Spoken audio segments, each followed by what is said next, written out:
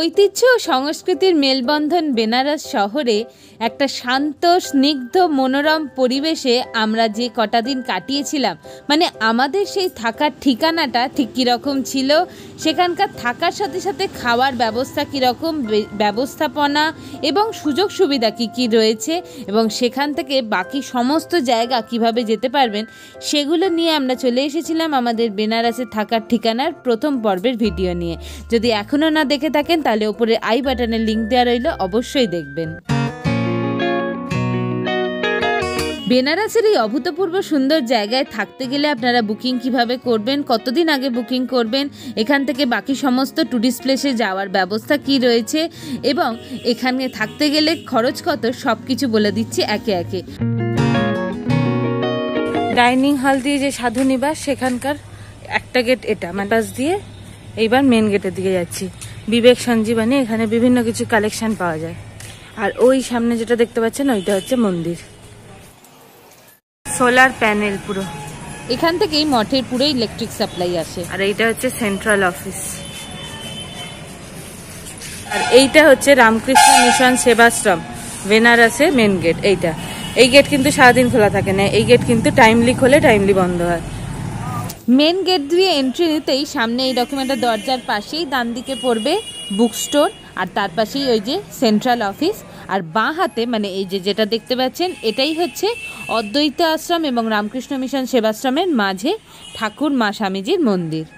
এই হচ্ছে মূল মন্দির। আমরা এখন বুক স্টোরে চলে এসেছি। এখানে প্রচুর বইয়ের সম্ভার রয়েছে, তার সাথে ক্যালেন্ডার, ধূপ, অনেক কিছু রয়েছে। আমরা ঘুরে ঘুরে একটু দেখছি।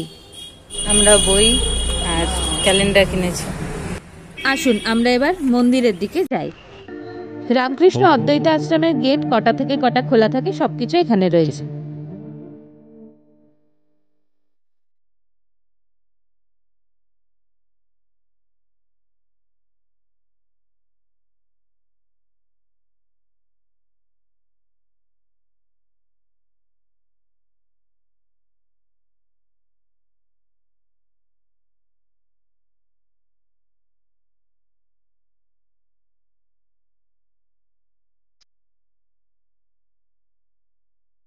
আমরা মন্দিরে বসে কিছুক্ষণ সময় কাটিয়ে এবার এসছি সন্ধেবেলা বাইরেটা কীরকম দেখতে। প্রচুর দোকান রয়েছে, আর যোগাযোগ ব্যবস্থার কথা নাই বা বললাম, আপনারাই দেখুন। আমরা এই হাঁটতে হাঁটতে বেরিয়ে দোকান থেকে একটুখানি খেয়ে নিচ্ছি। আমি একটা ঢোকলা নিয়েছি, এটা 12 টাকা দাম নিচ্ছে, আমাদের ওখানকার মতোই।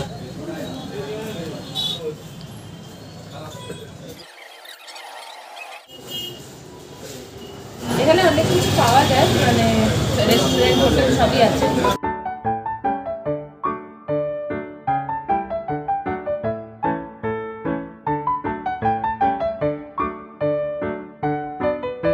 জলও পাওয়া যায়, চিপস পাওয়া যায়। আমরা সন্ধেবেলাটা বাইরে কাটিয়ে এবার ফিরে যাচ্ছি গেস্ট রুমের দিকে। আবার দেখা হচ্ছে ডিনার টাইমে।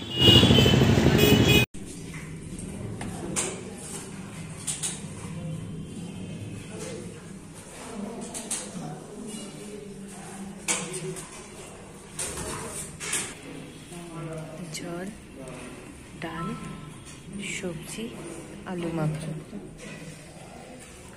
রাতের প্রসাদে ভাত রুটি দুটোই থাকে এবং বারবার রিপিট করা হচ্ছে, ভারী সুস্বাদু এবং সুপাচ্য।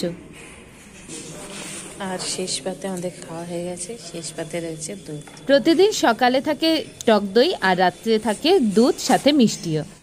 আমরা ডিনার করে চলে এসেছি গেস্ট রুমের দিকে, এখন শুয়ে পড়ি। গুড নাইট, দেখা হচ্ছে কাল সকালে। এখন আমরা যাচ্ছি ডাইনিং হলের দিকে ব্রেকফাস্টের জন্য।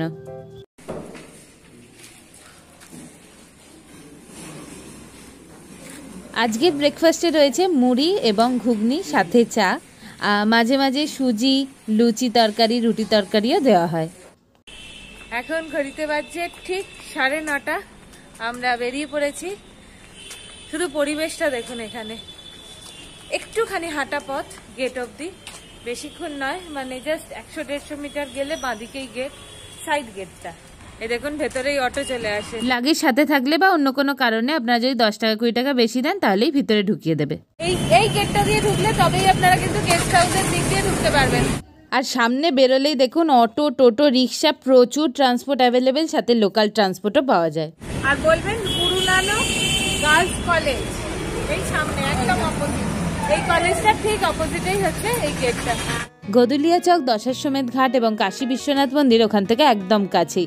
আমরা যে যে জায়গাগুলো ঘুরেছি এবং আপনাদেরকে সেগুলো এক এক পর্বের ভিডিওতে তুলে ধরেছি। ওপরের আই বাটনে আপনারা প্লেলিস্ট পেয়ে যাবেন, বারাণসী প্লেলিস্টে সব ভিডিও দেওয়া আছে। এই যে পুলিশ স্টেশন লুকসা, এই যে এটা হচ্ছে লুকসা মোড়, দেখুন সবকিছু এখানে অ্যাভেলেবেল। বারাণসী রেলওয়ে স্টেশন থেকে আসতে গেলে আপনারা অটো, টোটো পেয়ে যাবেন। লুকসা থানার মোড় রামকৃষ্ণ আশ্রমে আসবেন বললেই আপনাদেরকে নামিয়ে দেবে। তবে যে গেটটা দিয়ে আপনারা গেস্ট হাউসে যেতে পারবেন সহজেই, সেটা আপনারা দেখিয়ে দিচ্ছি। Hotel V K grand, V K silk ফ্যাক্টরির ঠিক অপোজিটে রয়েছে অদ্বৈত আশ্রমের গেট, তার পাশেই রয়েছে রামকৃষ্ণ মিশন সেবা মন্দির। সাইড वाला गेट में जाएंगे, শ্রী রামকৃষ্ণ মিশন সেবাশ্রম, এটা মেন গেট। এখান থেকে মঠ মিশন।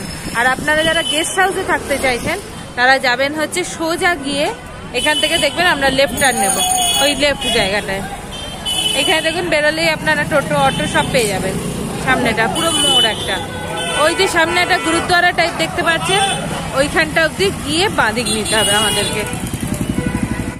আমরা এখন গদুলিয়া চক থেকে এলাম, যেটাই যাবেন আমরা এই গেটটা বলে বুঝিয়ে সেইভাবেই উঠছি। এইভাবেই বলে আপনারা যদি না বলেন তাহলে কিন্তু মেন গেটে নামিয়ে দেবে, খুব সমস্যায় পড়বে। যাদের পায়ের প্রবলেম বা কিছু আছে, বয়স্ক মানুষ, অনেকটা হাঁটতে হবে গেস্ট হাউসে আসার জন্য। এইগুলো আমরা আগে এগুলো নিয়ে অনেক চিন্তা করেছি, অনেক ব্লগ দেখেছিলাম, কিন্তু কেউ এইভাবে গাইড করেনি। তাই আপনাদের জন্য আমাদের গাইড রইল, সমস্ত রুটটাও বলছি, তার সাথে ল্যান্ডমার্ক বলছি, কোন গেটে নামলে কোথায় যেতে সুবিধা হবে সবকিছু বলছি এই ভিডিওতেই।